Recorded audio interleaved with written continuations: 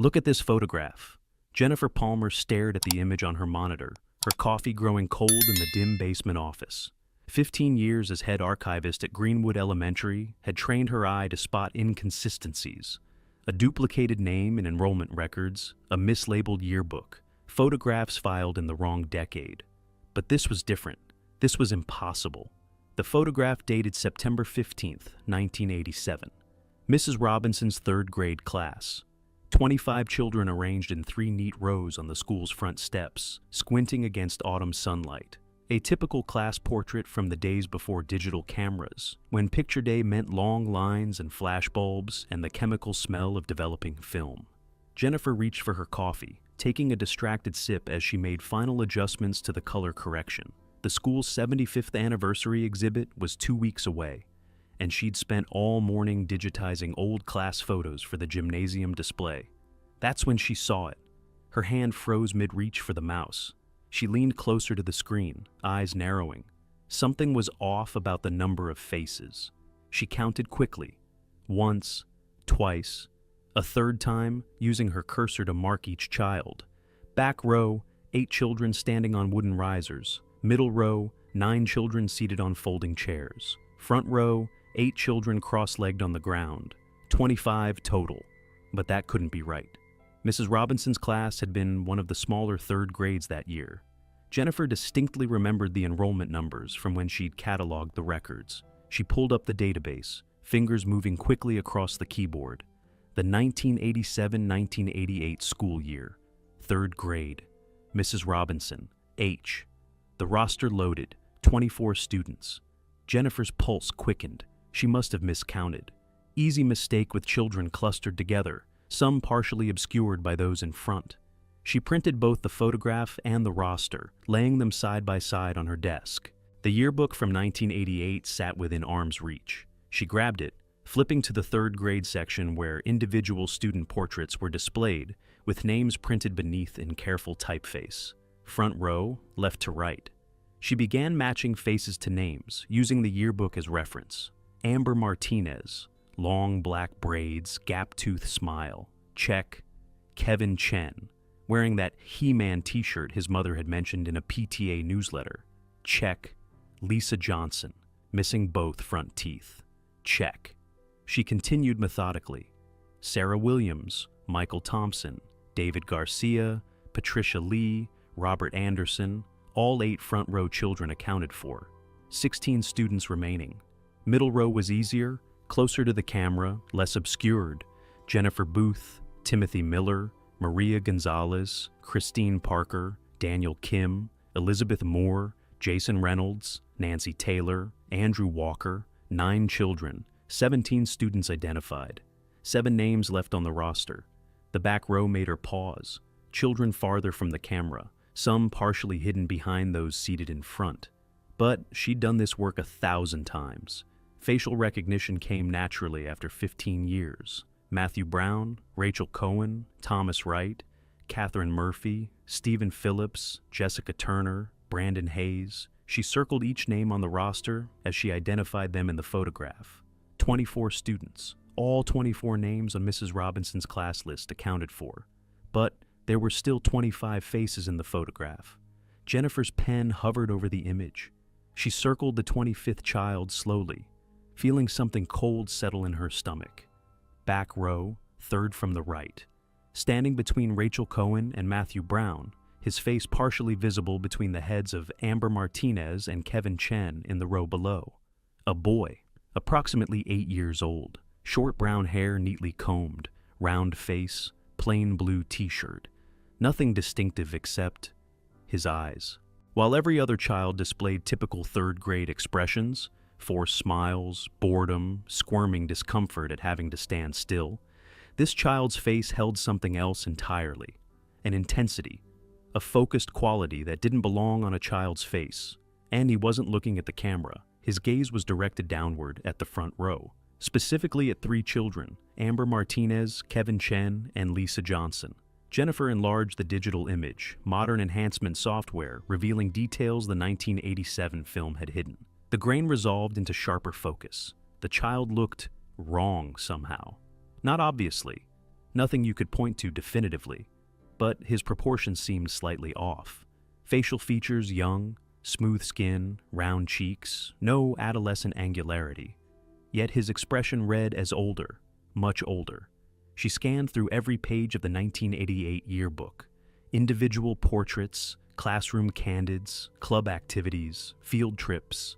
The 25th child appeared nowhere except this single class photograph. Transfer student records from September 1987 showed no mid-year enrollments in Mrs. Robinson's class.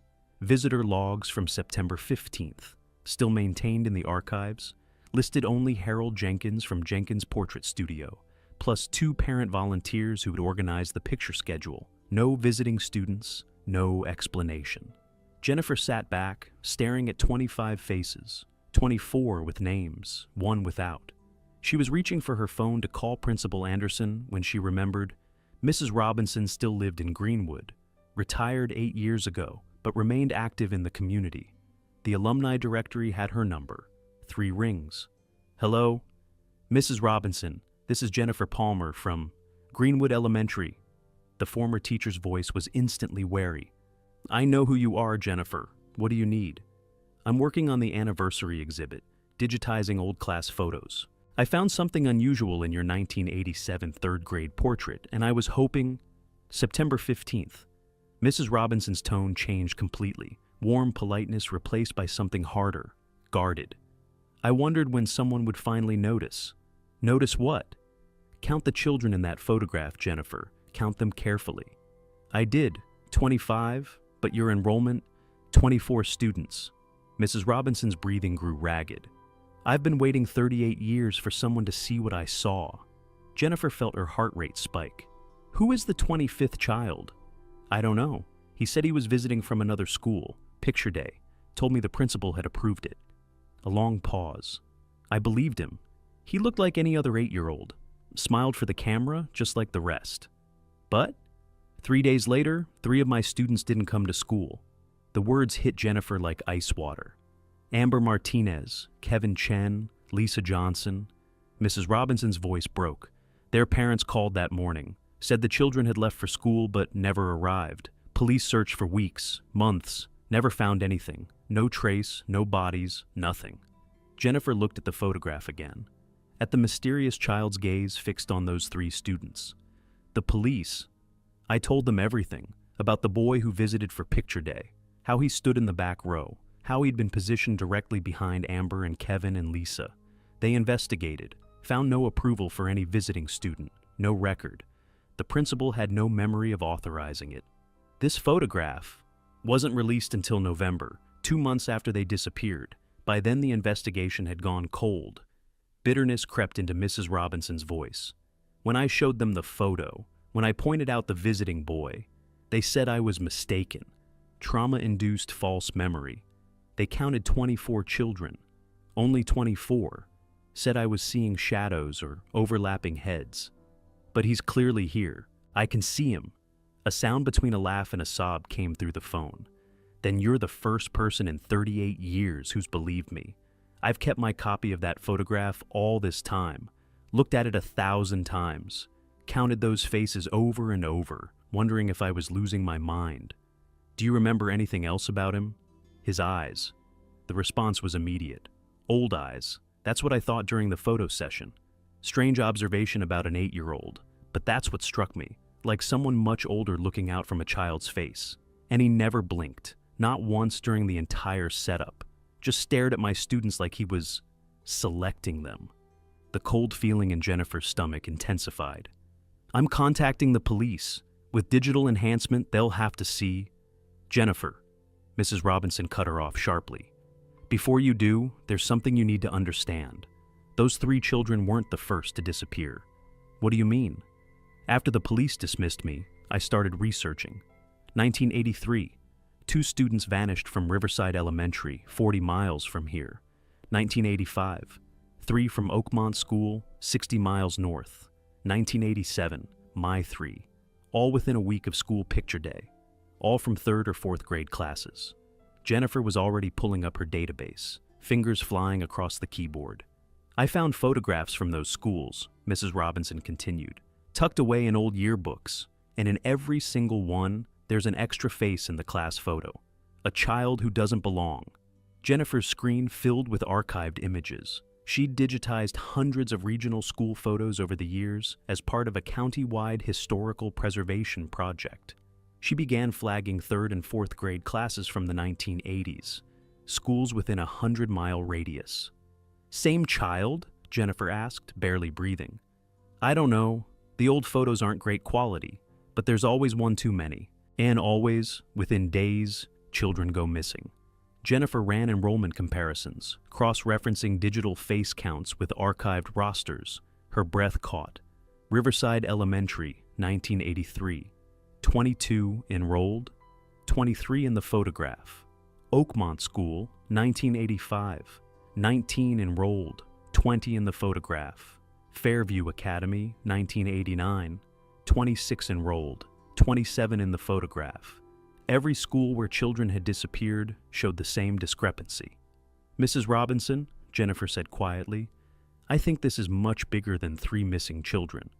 I know, that's why I documented everything, kept my copies, waited for someone who could actually do something. Jennifer's computer now showed 8 flagged photographs, 8 schools, 8 unexplained faces. She pulled up the missing children database, cross-referencing with dates. 23 children disappeared from those 8 schools between 1983 and 1990, all within 72 hours of picture day. I'm calling the FBI, Jennifer said. This is evidence of a serial predator. Good, finally. A pause. Jennifer, one more thing. Look carefully at those photographs, the extra faces. Really compare them. Why? Because I think it might be the same person, same child, year after year, never aging, which should be impossible. But he's there, Jennifer finished. She pulled up all 8 photographs, arranging them in chronological order across her monitor, used the zoom function to focus on each unexplained face. Her vision blurred for a moment. She blinked, looked again. The same face stared back from every photograph. Not similar, not related, identical. Same round features, same brown hair, same expression. Same old eyes looking out from 8 different schools over 8 years. A child who didn't age, didn't change, just appeared year after year, standing in back rows, studying children who would disappear within days. Oh my God, Jennifer whispered. Her phone rang. She nearly dropped it. Jennifer Palmer? An unfamiliar voice. Male. Professional. Yes? This is Detective Marcus Webb, Pennsylvania State Police Cold Case Unit. We monitor certain database searches. Your query about multiple schools and missing children from the 1980s flagged our system. I need you to tell me exactly what you've found. Jennifer's mouth went dry. How did you? We've been looking for this pattern for 15 years. Please, what do you have? She explained quickly. The photographs, the extra faces, the missing children, the impossible consistency. Send me everything, Webb said. Every image, every database query. I'm 40 minutes away. Don't leave that office. Don't talk to anyone else. And Jennifer? Yes? Check your most recent digitization work. Last month, last week, today. Look for any current class photos showing the same discrepancy. Jennifer's hands shook as she pulled up this morning's scans, files she'd processed just hours ago. Riverside Elementary, not from 1983, from 2024, 3rd grade. Picture day, September 12th. 26 students enrolled according to current records. She counted faces in the photograph. 27. And in the back row, wearing a plain blue shirt with brown hair neatly combed, and old eyes fixed on the front row with patient, calculated intensity. The same face from 1987. The same face from every photograph. Still there. Still hunting. The phone slipped from Jennifer's hand, clattering against the desk. Because if he was in a 2024 photograph taken 6 weeks ago, he was still out there, right now. And somewhere in Riverside Elementary, children who appeared in that photograph might already be gone. Detective Marcus Webb arrived at Greenwood Elementary 37 minutes after Jennifer's call. Not 40 minutes, 37. She'd watched the countdown on her phone, unable to look away from the 2024 photograph still glowing on her computer screen. The same face. after 41 years, still hunting. Webb wasn't what Jennifer expected. No rumpled trench coat, no cynical world weariness. He was 40-something, clean-shaven, wearing a pressed suit and carrying a messenger bag that looked more suited to a corporate executive than a cold case detective. Only his eyes gave him away. The way they immediately swept the basement office, cataloging exits, sightlines, potential threats. "Ms. Palmer, you haven't left this room since we spoke?" "No." "Good. Show me everything." Jennifer guided him through her discovery. The 1987 photograph, the roster discrepancy, Mrs. Robinson's account, the pattern across 8 schools, the identical faces spanning decades. Webb studied each image in silence, his expression revealing nothing. When she showed him the 2024 photograph from Riverside Elementary, he finally spoke. "September 12th, 6 weeks ago." He pulled out his phone, dialing rapidly. "This is Webb. I need an immediate wellness check on Riverside Elementary, Pennsylvania. 3rd grade class. Yeah, now. Every student from the September 12th class photo. I'm sending you the roster." He glanced at Jennifer. "Do you have the current enrollment for that class?" She pulled it up. 26 names. Webb photographed the screen and sent it. "Priority 1. Call me back the second you know anything." He ended the call and turned to Jennifer. "Walk me through your process. How did you identify the pattern?" She explained her methodology. The digitization project. The routine comparison of enrollment records to photograph counts. How the discrepancy had been invisible until digital enhancement made it undeniable. Previous archivists never noticed? The photographs were stored as physical prints, lower resolution, harder to count precisely when faces cluster together. Digital scanning at high DPI reveals details that... Webb's phone rang. He answered immediately. "Webb." Jennifer watched his expression shift, hardening. "All of them? Every student?" A pause. "When did the parents report it?" Another pause.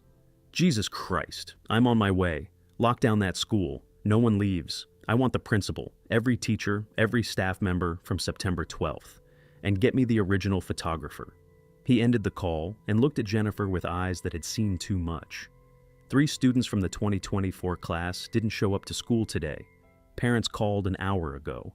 Amber Rodriguez, Kevin Huang, Lisa Washington. Jennifer's blood went cold. Amber, Kevin, Lisa, just like 1987. Just like every school. Webb's jaw tightened. He's taking children with the same first names, always 3, always Amber, Kevin, and Lisa, or variations of those names. It's a pattern we've been tracking for 15 years, but couldn't prove until now. You just gave us the first real evidence we've ever had. He gathered the printed photographs, careful not to damage them. "I need you to come with me. Bring everything. Every file, every scan, every database query. We're reopening 41 years of cold cases simultaneously. I have to call Principal Anderson. Tell her I'm leaving." "No." Webb's tone was sharp.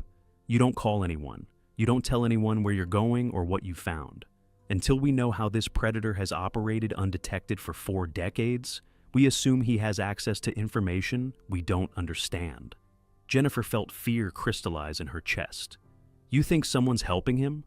I think a man who looks 8 years old has been abducting children for at least 41 years without leaving DNA evidence, fingerprints, witnesses, or bodies.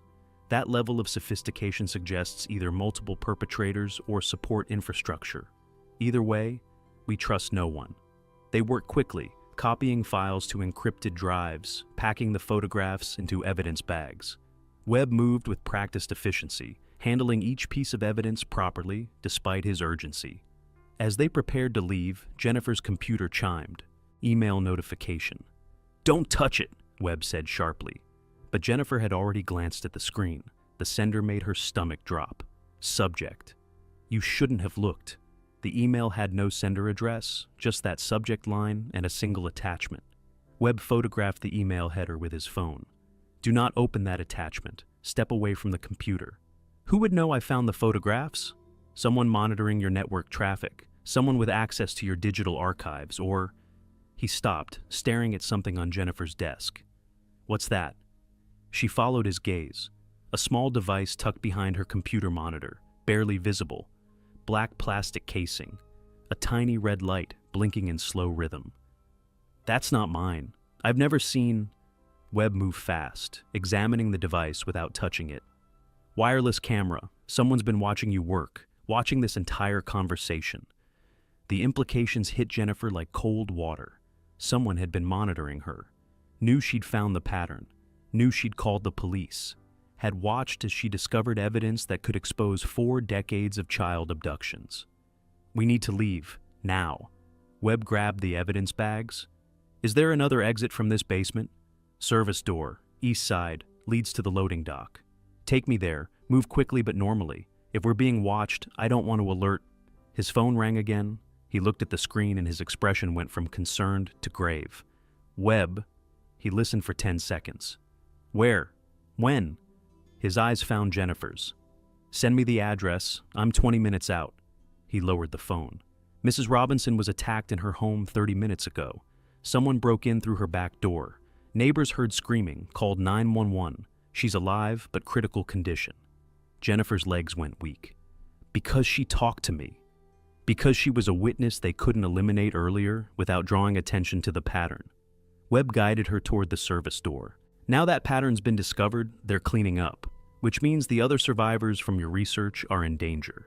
There are 4 more, 4 other people who were in classes where the extra child appeared.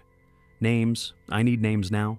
Jennifer pulled up her research files on her phone as they moved through the basement hallway. Thomas Wright from the 1987 class, lives in Ohio. Patricia Chen from Oakmont School, 1985, lives in Delaware. Daniel Morrison from Fairview Academy, 1989, lives in New Jersey, and... She stopped walking. What? Webb turned back.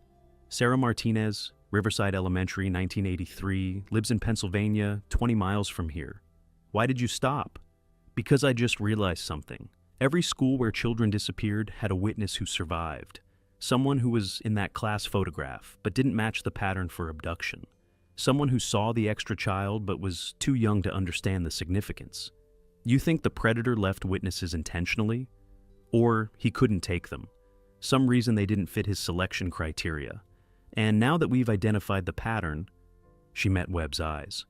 He needs to eliminate everyone who could testify that they saw him. Webb was already dialing. This is Detective Webb, Pennsylvania State Police. I need immediate protection details on 4 individuals. Consider them targets in an active homicide investigation. I'm sending addresses now. They reached the service door. Webb checked outside before allowing Jennifer to exit.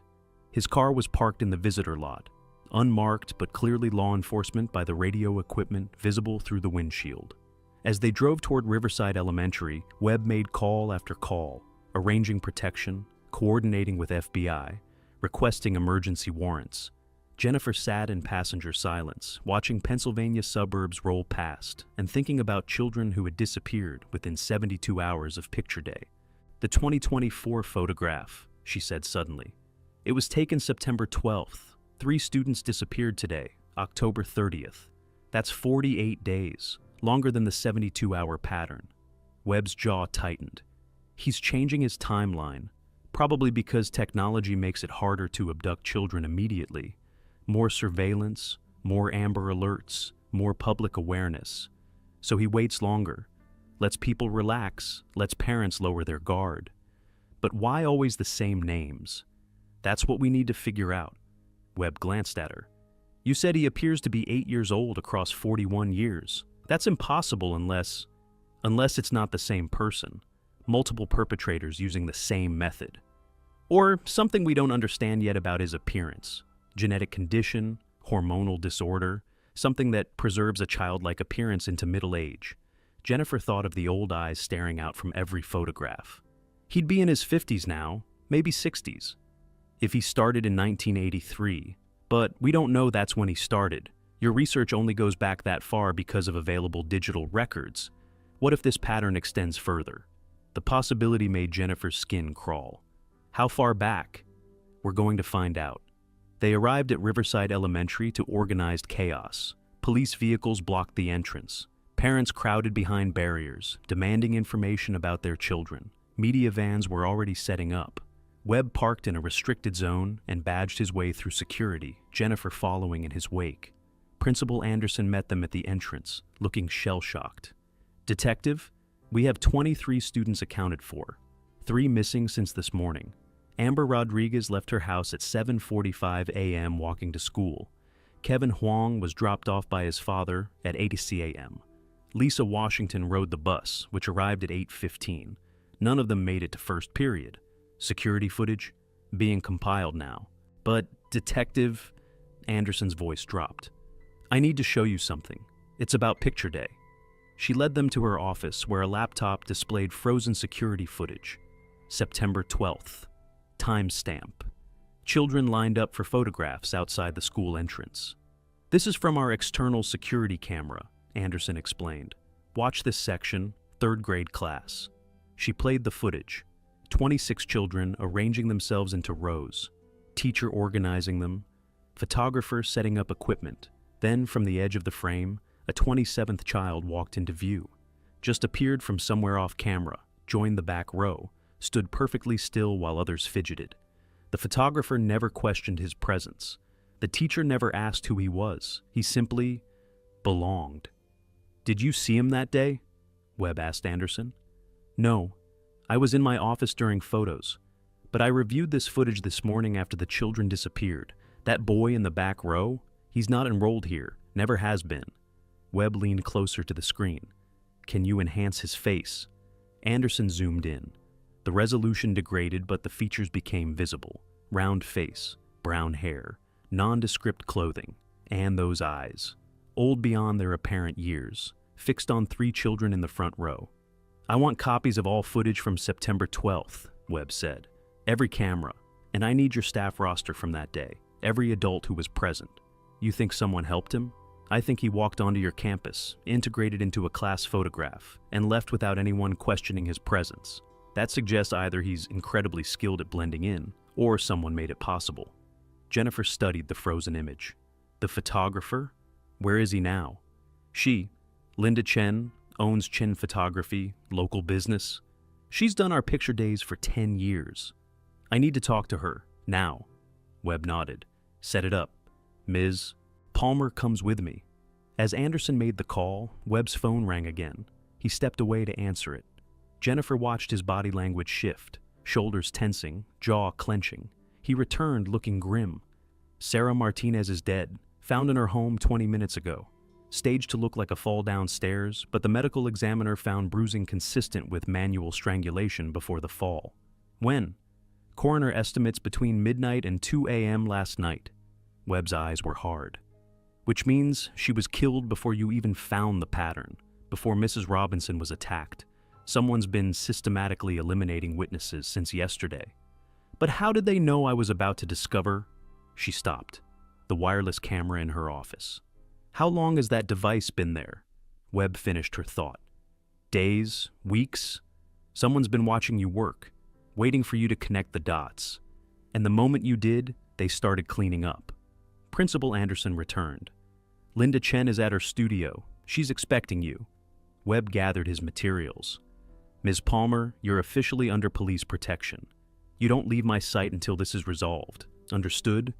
Jennifer nodded, thinking about Mrs. Robinson fighting for her life in a hospital. Sarah Martinez dead in her home. 3 children missing who might already be beyond saving. "What about the other survivors? Thomas Wright, Patricia Chen, Daniel Morrison?" "Officers are en route to each location. But Jennifer," Webb's expression was grave, "if this predator has been operating for 41 years and just now decided to eliminate witnesses, there's a reason." "What reason?" "He's planning something. Something big enough that he's willing to expose himself by killing adults who haven't been a threat for decades. Which means, whatever he's doing next." He didn't finish, didn't need to. They drove to Chen Photography in grim silence. The studio occupied a small storefront in downtown Riverside. Quaint. Professional. The waiting area displayed sample portraits. Families, graduates, children. Linda Chen met them at the entrance. Mid-50s, professional demeanor, clearly rattled by police attention. "Detective Webb? I don't understand what this is about." Principal Anderson said it concerned the September picture day. "Ms. Chen, I need you to look at this photograph." Webb showed her the enhanced image from the 2024 class photo. Do you remember this child? Chen studied it carefully. No, I don't. But there are hundreds of students. I can't remember every face. He's not enrolled at Riverside Elementary, never has been. Yet he appears in your photograph. Chen's expression shifted from confusion to concern. That's impossible. I photograph only the students on the roster provided by the school. Yet here he is, in your professional photograph. Did you notice anything unusual that day? Any adult who wasn't school staff? Any interruption to your normal process? No, Wait. Chen frowned, concentration tightening her features. There was a man, older gentleman, maybe mid-60s. He was walking near the school while I was setting up. I remember because he watched me for a few minutes. I thought he might be a grandparent waiting to pick up a child. Can you describe him? Gray hair, average height. He was wearing a maintenance uniform. Custodial worker, maybe. I assumed he worked for the school. Webb's posture changed. Did you see him interact with any children? No, he just watched. Then he walked away before a picture day started. Chen paused. Should I have reported him? Ms. Chen, has this man appeared at other schools where you've done photography? I don't know. I work at 6 different schools. I see dozens of adults at each. Unless someone's behavior is notably inappropriate, I need you to think very carefully. Same man. Any other locations? Any other picture days where you saw him in the background? Chen closed her eyes, concentrating. Maybe. There was a man at Oakmont School last year. Similar age, watching from the parking lot. But I'm not certain it was the same person. Oakmont School? Jennifer's voice cut in. That's one of the schools with the pattern. Webb pulled up school records on his phone. Oakmont Elementary 2024. Picture day was September 18th, 6 days after Riverside. He looked at Chen. Any disappearances reported from Oakmont after that date? Chen looked confused. Disappearances? What are you? Webb's phone rang. He stepped away to answer. Jennifer watched him through the studio window, saw his face go pale, saw him grip the phone harder. He returned and his voice was carefully controlled. Daniel Morrison and Patricia Chen are dead. Morrison in New Jersey, Chen in Delaware, both killed within the past 12 hours. Staged as accidents, but preliminary investigation suggests homicide. 3 survivors murdered in less than 24 hours. Thomas Wright? Jennifer asked. Ohio State Police are at his residence now. No answer. They're forcing entry. Webb's phone chimed. He read the message and his expression darkened further. Wright's dead. Been dead at least 2 days. Body partially decomposed. All the witnesses, all the people who'd seen the extra child in their class photographs, all dead except Mrs. Robinson, who was critically injured, and Jennifer. Webb made another call, speaking in rapid law enforcement shorthand. When he finished, he turned to Chen. I need your footage from every school picture day for the past 5 years. Every frame, every background detail. Of course, but I don't understand. 3 children are missing, Ms. Chen. 4 adults are dead. And we believe someone has been using school picture days to identify and target victims for 41 years. So anything you remember, anything unusual, I need to know immediately. Chen went pale. Oh my God, I've been photographing at schools for 15 years. If I somehow helped? You didn't know, Jennifer said quietly. None of us knew. He's been invisible for decades precisely because he's that skilled at blending in. Webb's phone rang again. He answered, listened, and looked at Jennifer with an expression that made her blood run cold. That was Ohio State Police. They searched Thomas Wright's home, found a room full of research, photographs, news clippings, database printouts. Wright had been investigating the pattern independently for years. Why didn't he go to police? He did, multiple times, filed reports in 3 different states, all dismissed as conspiracy theory. Webb paused. But there's more.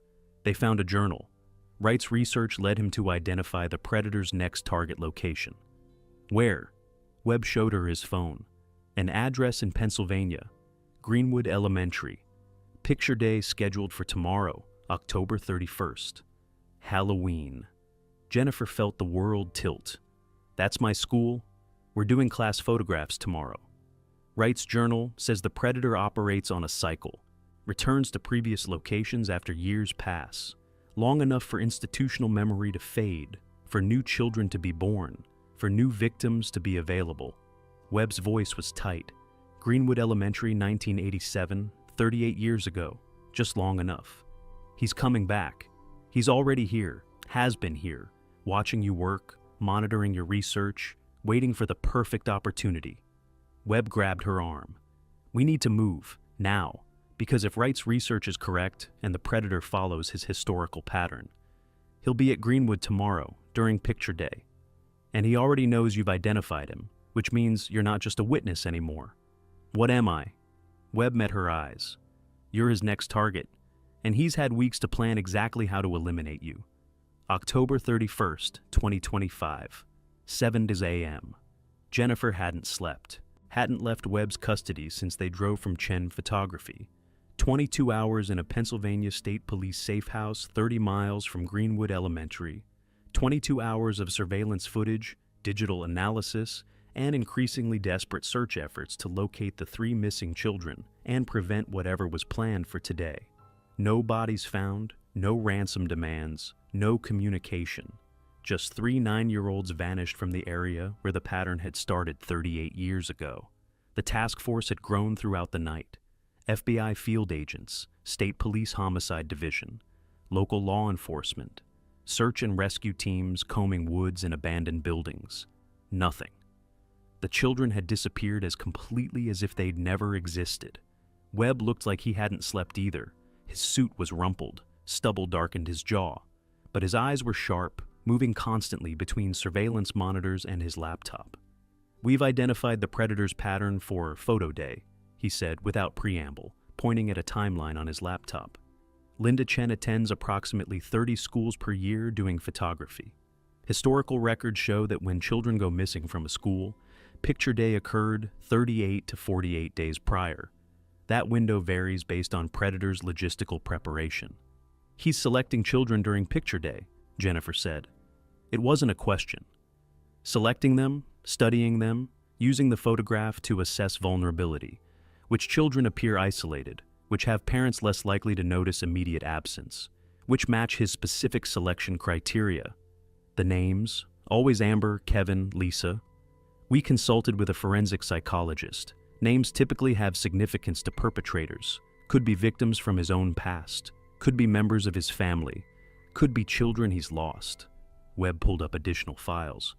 We're cross-referencing victims' first names across all 41 years. The spreadsheet filled his screen. Dozens of names, dozens of missing children. Amber appeared 7 times. Kevin appeared 9 times. Lisa appeared 11 times. Variations: Amber, Amelia, Kevin, Kenneth, Lisa, Elizabeth appeared even more frequently. He's been abducting variants of the same 3 names for 4 decades, Webb continued, which suggests extreme obsession, possible dissociative episodes where he's not abducting children but retrieving specific individuals from his past.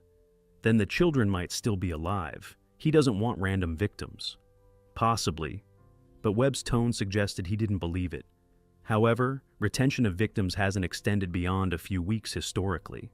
Once his immediate purpose is fulfilled, they become obstacles. Disposal follows. Jennifer closed her eyes. 3 children with variant names: Amber Rodriguez, Kevin Huang, Lisa Washington, probably already dead, possibly still alive, but in a condition that made death preferable. Picture day is scheduled for 9 a.m., Webb continued. 94 students from Greenwood Elementary will be photographed. That includes 26 students from the 3rd grade, the same class where the original 1987 abductions occurred. He's returning to the beginning, the cycle, the original site, original grade level, same age children, same selection methodology. This is personal for him, closing circle, returning to prove he can still execute his plan undetected. Webb pulled up Linda Chen's calendar. Chen is contracted to photograph all class groups between 9 and 11:30 a.m. We'll have undercover officers positioned as school staff, parents, photographers' assistants. How many people does he have watching us? Webb didn't answer directly. We found 7 listening devices in Greenwood Elementary, surveillance cameras, phone taps on the principal's office line. Someone has been monitoring that school for months, possibly years, which suggests either infrastructure we don't understand or he's worked within that system long enough to establish access. Jennifer felt cold. There's someone inside the school. Probable. We're vetting every staff member, background checks, financials. We've discovered nothing yet, but operational security at this level requires assistance. A knock at the door. An FBI agent entered, urgency in every movement. Sir, we found a body. Riverside Elementary area, female, approximately 9 years old. Partial remains in an abandoned property. Preliminary identification suggests Lisa Washington. Webb closed his eyes for a moment. When he opened them, his expression was carved from stone. Cause of death? Preliminary examination suggests strangulation, similar to adult victim patterns. Body's been there 24 to 36 hours. Medical examiner estimates time of death between October 29th evening and October 30th morning. The other two? No sign yet. Search continues. The agent left. Jennifer stared at nothing. Lisa Washington, 9 years old. Probably loved gymnastics or soccer or art class. Had parents who'd dropped her off at school Tuesday morning. Parents who were now receiving the worst phone call of their lives.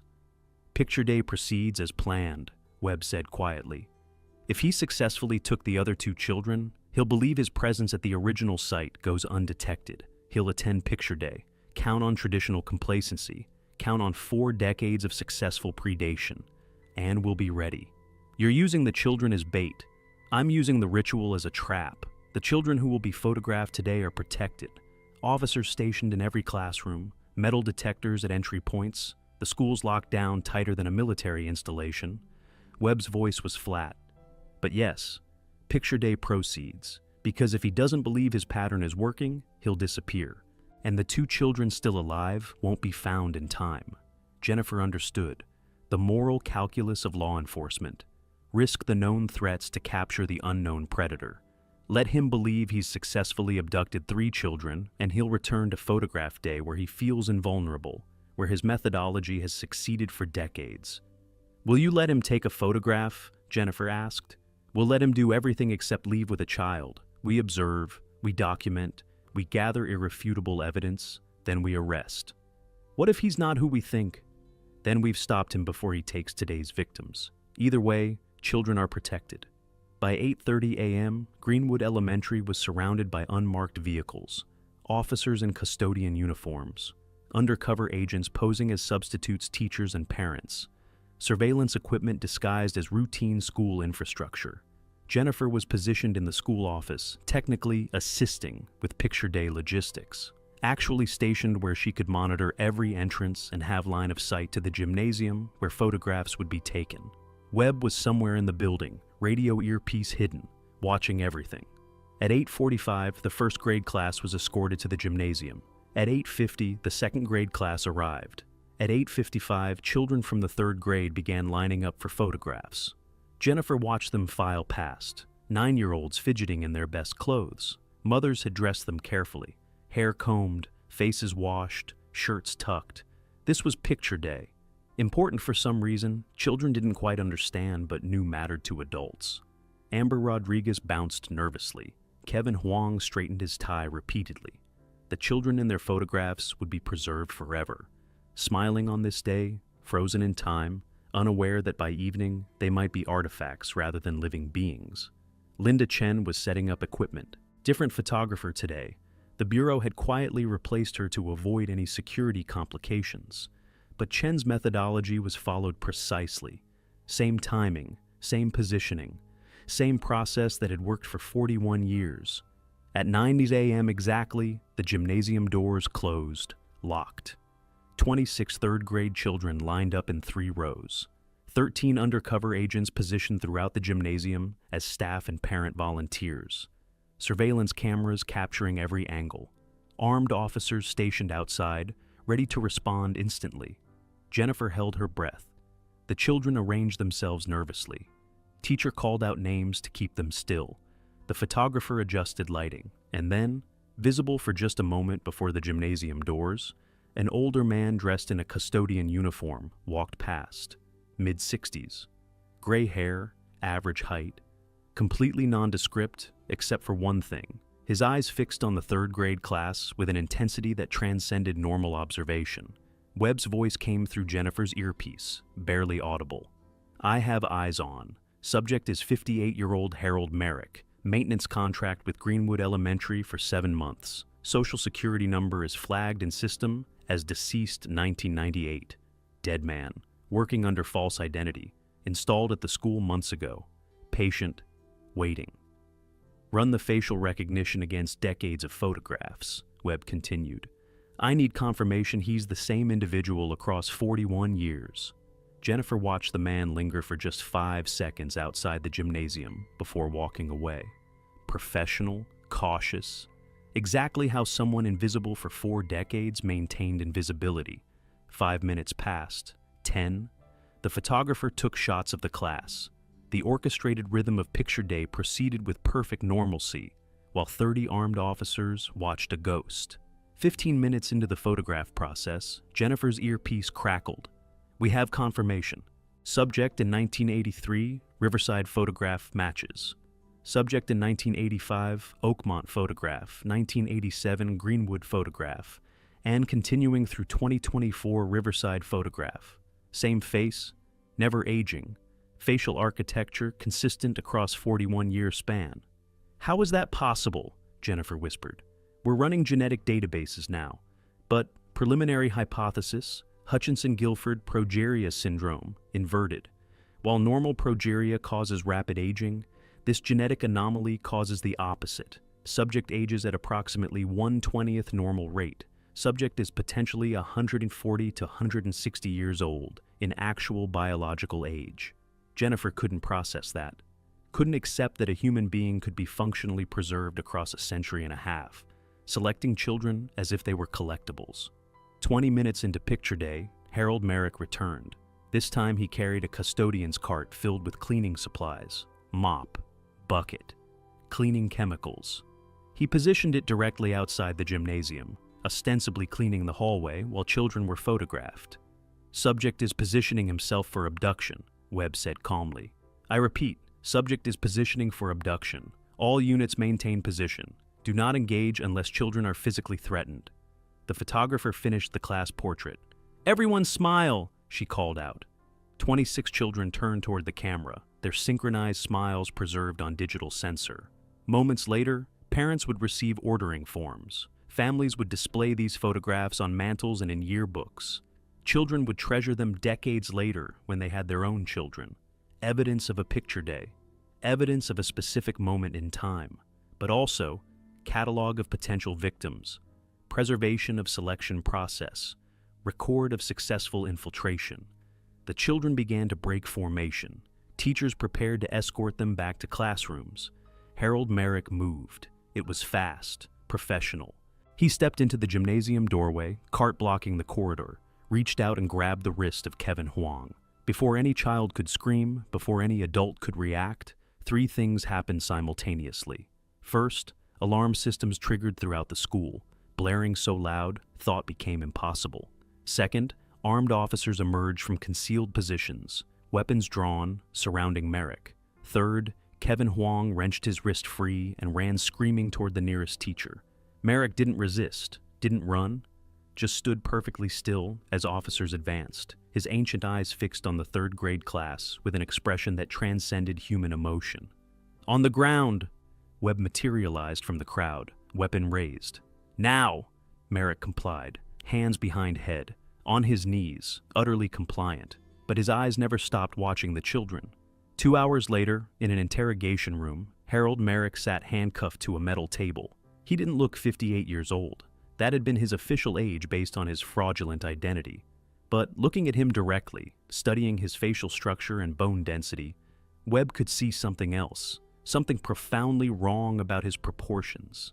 Skin too tight, features too youthful for his obvious age. "Your real name," Webb began. "Harold Merrick is functional," the old man said. His voice was cultured, educated, completely without affect. "That's not your real name. I've had many real names. They become irrelevant after centuries. I don't insist on them anymore." Webb fought the urge to react. "How old are you? Chronologically or biologically?" "Both." Biologically, I'm approximately 157 years old. Chronologically, I've existed for 193 years, though documentation only extends back to 1883. Merrick smiled, and it was the most disturbing expression Webb had ever witnessed.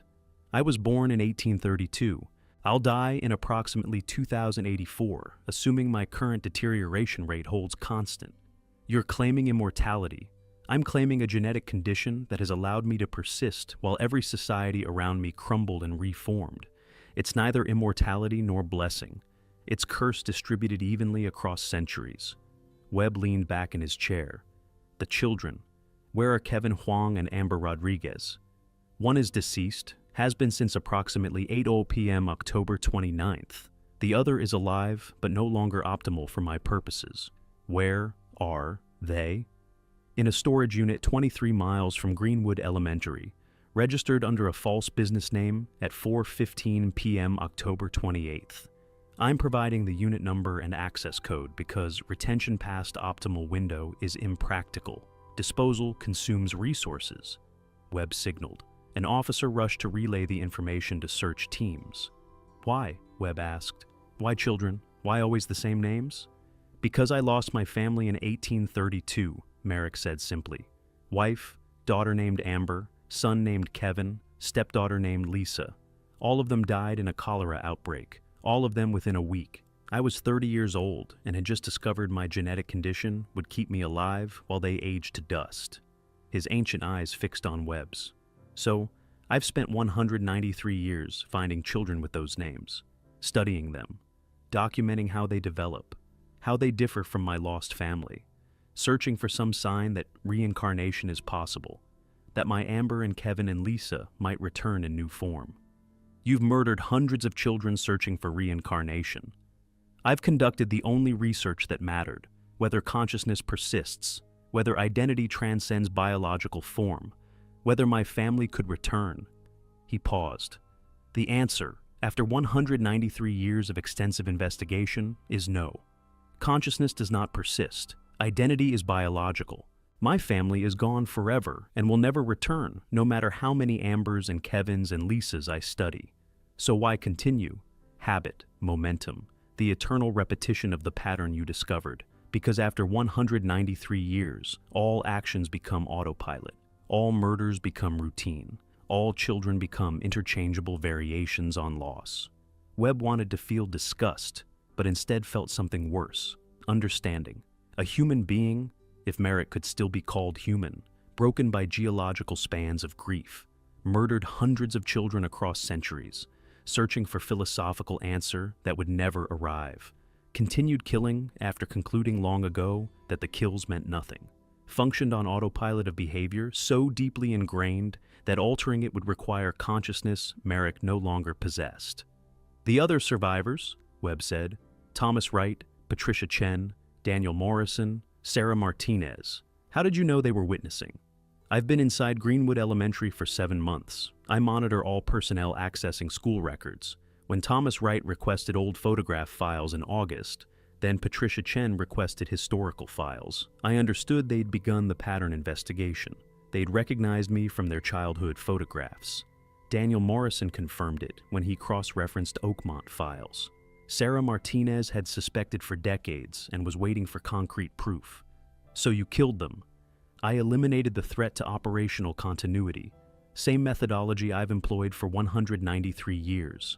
Observe, assess, eliminate. What about Jennifer Palmer? For the first time, something flickered across Merrick's face. Not emotion, exactly. Calculation. Ms. Palmer was not supposed to discover the pattern. Her investigation was too efficient. 38 years of data analysis condensed into a single evening. I have contingencies for witness discovery, but typically require weeks of preparation. Ms. Palmer accelerated the timeline beyond optimization. Are you saying her discovery prevented more murders? I'm saying she interrupted operations at critical juncture. If I'd completed picture day undetected, I would have achieved 4 additional children before operational shutdown became inevitable. Her efficiency cost 4 lives I would have taken. Whether that constitutes prevention or interruption depends on philosophical perspective. Webb wanted to throw the table across the room. Instead, He stood. Where are they? Search teams found Amber Rodriguez alive, traumatized beyond measure, but alive, locked in a climate-controlled storage unit, with supplies suggesting Merrick intended to maintain her for months while conducting his research. They found Kevin Huang in a shallow grave 40 miles north. Cause of death, consistent with strangulation. Time of death estimates placed him at 17 hours post-abduction, which meant Kevin had been dead for nearly 48 hours before anyone knew to look. Lisa Washington had been found earlier that day. 3 children, 3 variations on his lost family, 3 more items in 193 years of futile searching. In the interrogation room, Harold Merrick sat without speaking as Webb returned. "We found them," Webb said. "Amber's alive. Kevin's dead. Lisa was dead before we even knew to look. Congratulations on your contribution to human history." "I will be incarcerated," Merrick said. "Decades of incarceration. Ironically, this is not substantially different from my previous existence. Isolation, confinement, time that stretches infinitely in both directions. We're still investigating. Your storage unit contained documentation spanning 60 years. Photographs of living children mixed with remains. We're identifying victims going back to 1960s at minimum. 193 years is the actual figure," Merrick corrected. "Approximately 843 child victims across my documented existence. Possibly hundreds more before I began systematic record keeping." Webb felt his sanity slip slightly. "How?" he asked. "How do you remain undetected? Multiple societies, multiple states, multiple countries. How does a man matching the same face across centuries not draw attention? Documentation is imprecise. Photographs' quality is low until modern era. Descriptions circulated by early police forces rarely extended beyond jurisdictions, and human perception typically fails to properly register the impossible. They see a man of indeterminate age and dismiss incongruities. They photograph him, and the image quality is poor. By the time their conscious mind processes what they've observed, documentation is lost to bureaucratic neglect." "Why Picture Day?" Webb asked. "Why does that methodology matter?" "Because it's the only moment when children are simultaneously present and vulnerable in group setting. Because it allows assessment of 30 or more candidates in single session. Because photographs create documentation of my presence while simultaneously obscuring my significance. And because..." Merrick paused, and something that might have been the echo of human emotion crossed his features. "Because my family had a portrait taken that morning. The cholera outbreak was that evening. The photographer's studio was the last place we were together before they died. Every picture day brings me as close to that memory as I can achieve in subsequent centuries." "Grief," Webb said quietly. 193 years of grieving. 193 years of searching for an answer that doesn't exist. 193 years of repetition, because stopping requires acknowledging that loss is permanent. 193 years of murder performed so automatically that I often forget why I'm committing them." Webb left the interrogation room. Behind him, in a metal chair, sat a man-shaped thing that had once been human. Now, something else entirely. Monster, certainly, but also victim, broken beyond repair, functioning on autopilot so profound that even consciousness itself had become optional. In the hospital, Amber Rodriguez sat in a guarded room, psychologist working gently with her to process trauma she would spend decades understanding. In a medical examiner's office, Kevin Huang's remains were being cataloged. 8 pounds of evidence, physical remnants of a 9-year-old boy. In a cemetery, Lisa Washington would be buried beside her family, murdered by a man 193 years old, searching for a daughter dead since 1832. In a federal prison, pending trial for documented murders spanning 60 years, Harold Merrick stared at concrete walls and counted the centuries stretching before him. At Greenwood Elementary, Picture Day was canceled. Rescheduled for safer future. Children returned home to confused parents who couldn't explain why suddenly the school had exploded into police activity. And Jennifer Palmer sat across from Webb in an office that smelled like burnt coffee and bureaucratic despair. "What happens now?" she asked. "Charges will begin with the 4 documented victims from the past 70 years. Mrs. Robinson's 3 classmates and Kevin Huang will work backward through his documented cases. His storage unit contained 843 files, 843 potential victims, spanning approximately 193 years. Identifying them will take decades. Prosecuting them will be functionally impossible. He'll never serve enough time for all of them. He'll never serve time for most of them. Statutes of limitations, lost evidence, jurisdictional impossibilities. The system isn't designed to process crimes spanning nearly 2 centuries. Webb met her eyes. The only justice available is incarceration for the crimes we can prove, and a psychiatric determination that will likely result in indefinite care rather than traditional imprisonment. That feels insufficient. It is insufficient, but it's all we have. Jennifer thought about 193 years, thought about searching for dead family across centuries, thought about grief so profound it becomes functional insanity, thought about the 843 children who never got to become adults, never got to fall in love or have careers or make their own mistakes, never got to exist beyond the moment a man with ancient eyes selected them from a class photograph. "I'm done," she said.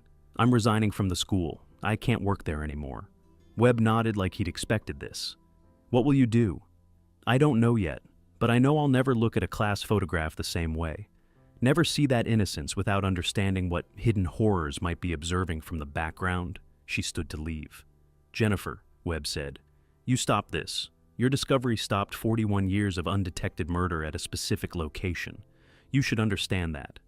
I stopped picture day at Greenwood Elementary. Harold Merrick will simply select a different school, a different location, a different set of children named Amber and Kevin and Lisa." She moved toward the door. "I stopped him in one place, but I didn't stop him." After she left, Webb remained at his desk, staring at surveillance photographs of Harold Merrick's face captured across different decades. Same features, never aging, perpetually 8 years old from inside the ancient man. 843 victims, 193 years of hunting, and one photograph that finally broke the pattern. Webb turned to the 1987 photograph. 25 children, 24 accounted for on the roster, and one small face in the back row, ancient eyes hidden by youth's facade, fixed on the future victims positioned in front of him. The photograph that finally exposed the predator, the proof that sometimes evil hides not in darkness, but in plain sight, immortal, patient, hunting through generations while humanity remained too blind to see what was always there in the pictures they preserved. End of Chapter 3. Epilogue, 3 years later. Harold Merrick remained incarcerated at a maximum security federal facility, designated specifically for his containment. Psychiatric evaluations concluded he was competent to stand trial, but manifestly insane, so fundamentally broken by centuries of existence that rehabilitation was impossible. He accepted this without complaint. The trial lasted 14 months. 63 documented murders prosecuted with irrefutable forensic evidence. He was convicted on every count and sentenced to consecutive life sentences that mathematically guaranteed he would never leave prison, even accounting for his extended lifespan. Press coverage was international. The concept that a being could exist for nearly 2 centuries, murdering methodically across generations, without detection, became metaphor for institutional failure and human blindness. Researchers developed the Merrick Protocols, guidelines for forensic investigators to recognize patterns spanning decades or centuries. Schools implemented Merrick procedures for background screening, specifically designed to identify individuals with impossible employment histories or genetic anomalies. Amber Rodriguez eventually recovered enough to attend college. She would spend the rest of her life in therapy, processing trauma that had no adequate language. But she would survive. That itself was a kind of victory. Kevin Huang remained in the ground. Lisa Washington's family established a foundation in her name dedicated to missing children resources. Mrs. Robinson recovered physically from her injuries. The psychological recovery would take longer. Jennifer Palmer never returned to work in education. Instead, she became a forensic archivist specializing in identifying patterns in historical documents. Her work helped solve 17 cold cases by recognizing connections invisible to eyes trained to see individual incidents rather than systematic threads. And in a maximum security cell, Harold Merrick occupied his time with writing, page after page of documentation, recording his 193 years of memories, the cholera outbreak of 1832, the centuries of searching, the 843 children whose names he now detailed with precision, dates, locations, final moments, a confession spanning 200 years. The guards let him write, the researchers let him live, because understanding evil, even if that understanding came centuries too late, was the only justification for letting evil persist in captivity.